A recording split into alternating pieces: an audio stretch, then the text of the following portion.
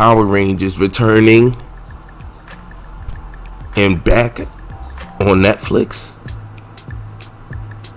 Yeah, just to talk. Let's do it. Because in another one of these old franchises from childhood are being brought back. Now, this is the thing. They tried to do this already with Power Rangers back in 2016, 2017. And I saw it. I liked it. It wasn't as good as it could have been, but not at all as bad as it so easily could have been. It was a different take, trying to make a more YA, young adult approach to it. A little darker, but edgy, and all of that shit. It was cool. Now, I'll be honest with you, I liked it, but there were a lot of things about it, even though for Power Rangers, that Power Rangers addressed, like, these were already martial artists or people in acrobatics, people that were kind of already prone to the fighting, so that when they got the powers and they did this weak ass like few hour montage of training or something, or that was supposed to have occurred over the course of a couple of days, for them to be Power Rangers, which were supposed to be martial artists, as people that already knew how to fight, things of that nature, it was just hard to believe that they could just jump out doing all this shit. And their style is like some sort of martial arts. So it's like, if you're doing, your whole style is a bunch of martial arts, but you don't have any of that before, it was just like, alright. The fact that they made them actually powerful outside of their costumes was a big change. I guess that was to explain if rock putties were supposed to approach them in human form, how they could fight it, because their rock putties were legit rock putties. Very different. I wasn't mad at that type of approach anyway, because I like when people take different interpretations of characters. Just, it's almost like seeing someone drawing, like, I want to see Jim Lee's Wolverine or Joe Madureira's Wolverine. You know what I'm saying? Like, you sometimes you just want to see someone's style of the art. Like, I want to see Ian Churchill take on Wolverine. Everybody has their own style for different reasons that you enjoy. You know, you want to see what they bring to the table. So on some level, it's okay to see somebody else's interpretations, as long as they stay true to these characters. Now, personally, I'm getting tired of people afraid to make the Black Ranger black. I mean, the fuck? He was black. Zach was black. Like, make Zach black again, please. For real. That Hodgepodge Adam / Zach thing, just make that, you could have made him Adam or make Zach. I'm not mad that you made Zach Asian per se. I just almost didn't see the point, or rather I understood why they go out of their way to avoid it, and it seems whack because you don't avoid it with the Red Ranger. You avoid it with the Yellow Ranger. I give you that. And I get it, but I don't care. I just want to see these characters exactly who they were when I was growing up, without all the bullshit, but I understand why. You understand? I do want to see if we could make a more sci-fi approach to these characters, in which they kind of made an attempt in doing. I loved how they did Zornon and the ship was underwater. I thought that was all cool. And I like that concept of them being underwater anyway, because then it makes it easier for them to be, like, unseen, especially by radar, stuff like that, for an updated version, because them in the cliffs on that big ass castle, somebody gotta know that shit's up there, you feel me? Excuse me. So I like the idea behind it. There were things that they were trying to do that was a lot more thoughtful, and I like how Zorna kind of moved around the walls of the ship. I mean, there were things that they did that was really dope. I don't know, a six-legged mammoth robot kind of was like, what the fuck? It looked more like a bug. I don't know. Their Zords was like, didn't even look like it transformed. It looked like it kind of like was magic. And that kind of took away from them being more bot-like. You know, you couldn't recognize the Megazord at all. And I'm not mad at it, but for this interpretation, I just try to take it all for what it is. Because the Power Rangers, it's still, I mean, for what it is, was what it was. But they kind of fully embraced it. I guess because they wanted to take a more serious approach, there were certain things that I would have been like, I would not have done if that's the direction you want to go. Because that looks more magical now when you go into the vein of how that robot's supposed to transform. So, again, I liked it for what it was. I could watch it again. I enjoyed it. But it was not at all what I think Power Rangers could be as a film. Don't get me wrong. I did like a darker approach. Those, I don't mind all of that. I liked some of the lore saying that Zordon was the Red Ranger from long ago and making Rita Repulsa a Green Ranger. I could give you that. I like that. But I think they missed a lot of elements that could have really graduated that to something else. I wouldn't lean too much into the comedy aspect. If you wanted to make a sci-fi depiction of it, of these characters, I think it can be done. If you want to still bring in some, make it more sci-fi, but still want to inject some of the teenage fun, well then you can still make it something of a coming of age story if they have to be teenagers growing into it. Or you can make them already Power Rangers and we're at this point in their life, so you could kind of skip all the other stuff and you could kind of focus on their characters, because through their characters you could kind of go through their backstory, if you will. But if you want to tell a brand new interpretation and their origin story, there's nothing wrong with it. But there's ways to go about it if you want to employ what the first film was trying to, without seeming like that could have just been its own thing outside of Power Rangers.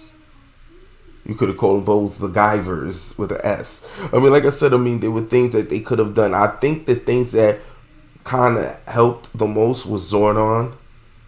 Seeing Alpha, those things grounded it back more into Power Ranger lore. And then going into the end. Again, and there were things I did enjoy with Rita, with the trying to wake up in her room and all that. I think those were real dope. Again, I think there were ways they could have leaned into it more if you wanted it to be more Power Ranger-esque and still employ the sci-fi, darker, deeper aspect in that teen angst.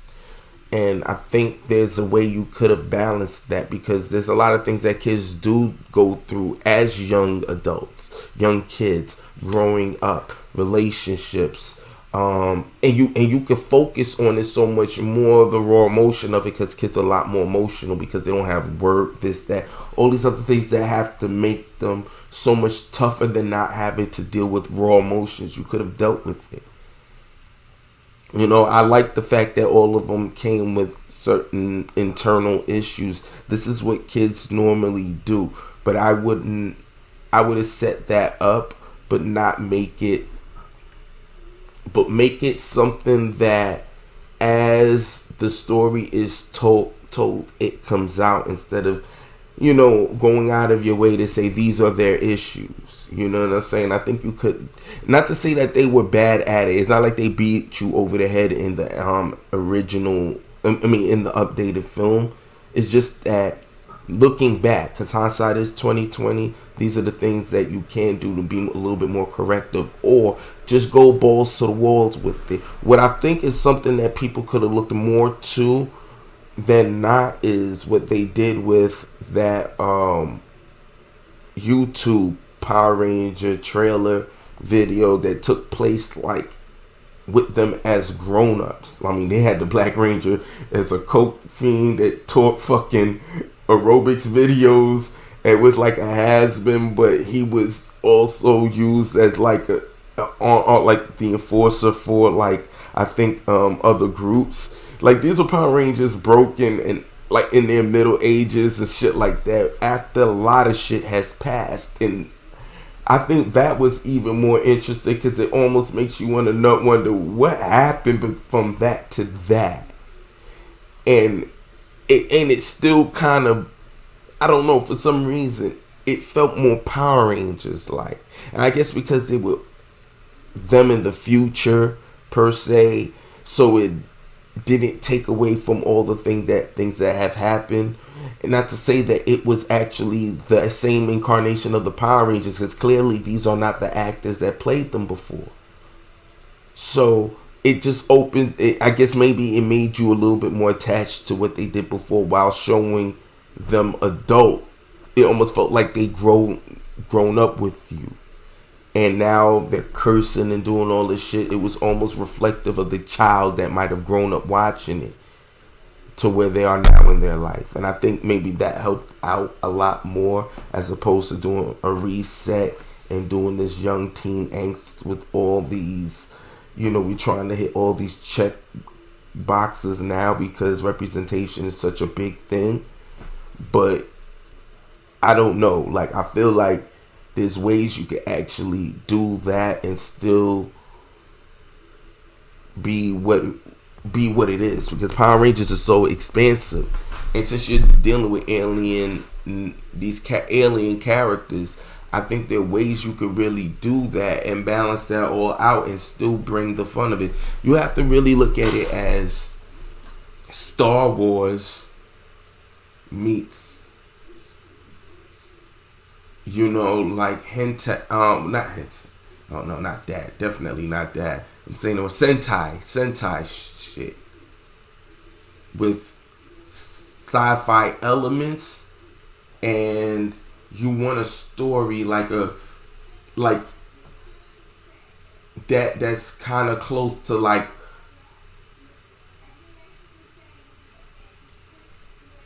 Breakfast Club, but more into like John Hughes films, if you will, in terms of the fun of still being a teenager, as opposed to it being so goth.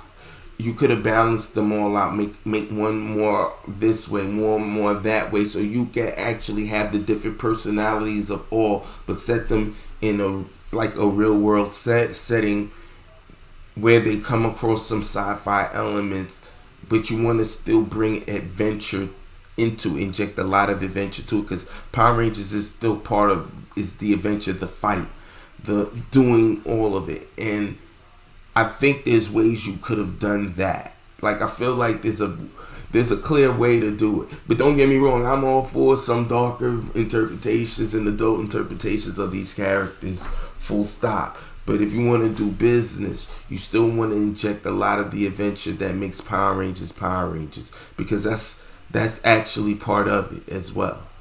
And no one says you have to be extremely lighthearted and goofy with it, but you could bring in characters that facilitate that lightheartedness. So certain characters can be a lot more lighthearted, that you could get that balance, but set it in a world in which that is, I guess, more real. And don't get me wrong, the newer updated version, I seen what they were trying to do, but they still missed certain steps which was the reason why it didn't connect well with the audience. Or maybe and people just gotta really start thinking about it. Maybe Power Rangers isn't as big as people think it is in terms of like for the movie going public. So you have to do something that refreshes it and makes it, a breath of fresh air for new audiences. And one thing is just let the Power Rangers be what they are. The Black Ranger was black, the Yellow Ranger was Asian, whatever. The Red Ranger was white, whatever. Let's just go there with it. Fuck it. And then you can make a joke of it, but move past it, because that's just what it was. Maybe that's also the fact that it is oozing through the trepidation of really just embracing what these characters was and what the first season was. Just embrace it, but just, redress it for a new audience, but leave enough of it that will make the old audience want to gravitate towards it. And one thing in particular is don't change the Megazord so much that we can't recognize it. I'm not mad that they were bold at doing it. Like, I really appreciate what they tried to do, because they really tried to just, it still was Power Rangers, but there were just certain things that I just couldn't ignore, like how you motherfuckers know Kung Fu so well, know how to be great fighters over a montage that was fairly short. If this is the direction you want to go with it, let's go there. You know what I'm saying? So like I said, this ain't like a review of the movie, but for them that want to do an updated version of it, I think these are the things that they're going to have to really take into full-on consideration in hopes of making it successful. And, from what I understand with Netflix, they're trying different avenues of. I think one of the things that they should do is actually try to follow the original characters while they're still in good, look like they could play these roles. Like they're really in pretty decent shape. Go there with it. Let's see what these characters have been up to all this time. And let's just also pull from the Boom Studios and different types of incarnations after effects, so we could actually really touch on all the fandoms of, but tell a unique and original story in the vein and canon of the original Rangers. I think you can do it. This can be done. And you could do interesting things with it. You could segue into the original timeline by starting it off in an alternate timeline if you're afraid to go all the way there, and have them jump different multiverses and land in the main timeline. And then you could take it off from there. And that could be your season 2 or 3. That could be a big change.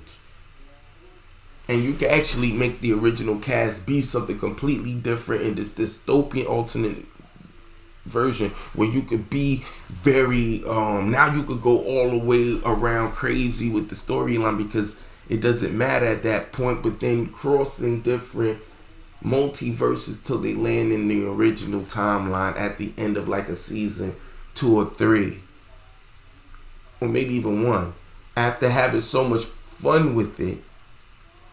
But it builds up into the original timeline, and then we can actually see what happened with the original team in a real way, and continue the canon from there, and use the characters. Now they could be more in line with their characters now, after playing an alternate version of where they can actually explore so many different things that they wouldn't have been able to do in the original, and then now go back to the original timeline and show where they are now, and really implore and take in everything that those characters originally were in the beginning, and cross them over into now, and do that in a great way for a series.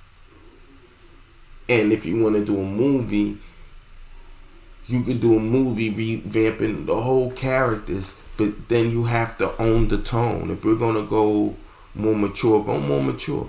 And if you're going to go more mature, we don't have to have them as kids anymore. Let's just jump into them as an adult.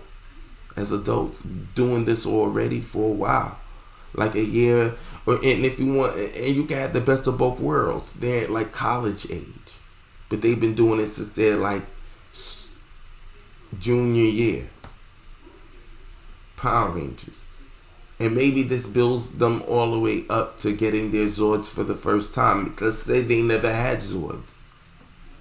They were just the Rangers all the way through and through. But now this one is going to embark on them upping their powers as they mature. Why not?